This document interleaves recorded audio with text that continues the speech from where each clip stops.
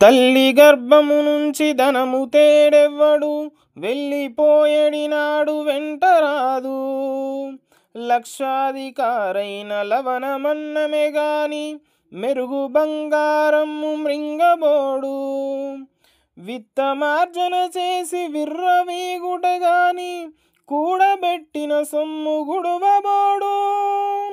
పొందుగా మరుగైన భూమి లోపల పెట్టి, దాన ధర్మము లేక దాచి దాచి, తుదకు దొంగల కిత్తురో దొరల కౌనో, తేన జుంటి గలియవా తెరువరులకు.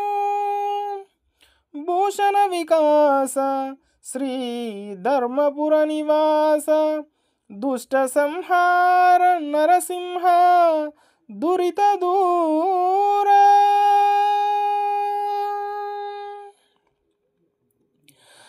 తల్లి గర్భము నుంచి ధనము తేడెవ్వడు, వెళ్ళిపోయేడినాడు వెంటరాదు.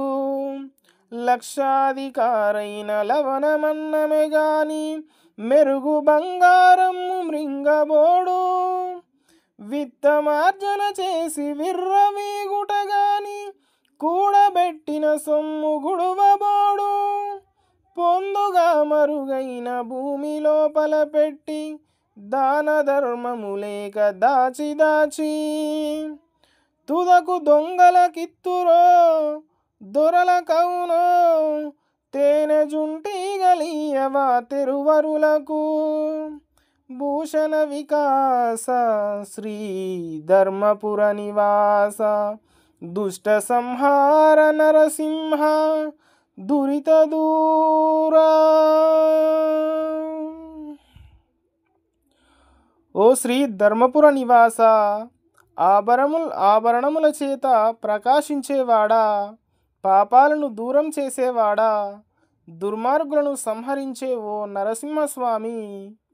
తల్లి కడుపులో నుండి పుట్టినప్పుడు ధనము ఎవడు తేడు, మరణించినప్పుడు ఆ ధనాన్ని ఎవడు తీసుకొని పోడు. లక్షాధికారైన ఉప్పుతో కారంతో కూడినటువంటి అన్నాన్నే తింటాడు కానీ, బంగారాన్ని ఎవడూ తినడు. డబ్బు సంపాదించుకొని విర్రవీగుడే గాని, ఆ ధనాన్ని ఎవడూ తినడు. దాన ధర్మము చేయకుండా దాచి దాచి, ఎలాగైతే తేనెటీగలు బాటసారులకు తేనెను ఇస్తాయో, వాళ్ళు సంపాదించినటువంటి ధనం కూడా దొంగల పాలో దొరల పాలో అవుతుంది. ప్లీజ్ నచ్చితే లైక్ చేయండి, షేర్ చేయండి, నాకు సపోర్ట్ చేయండి.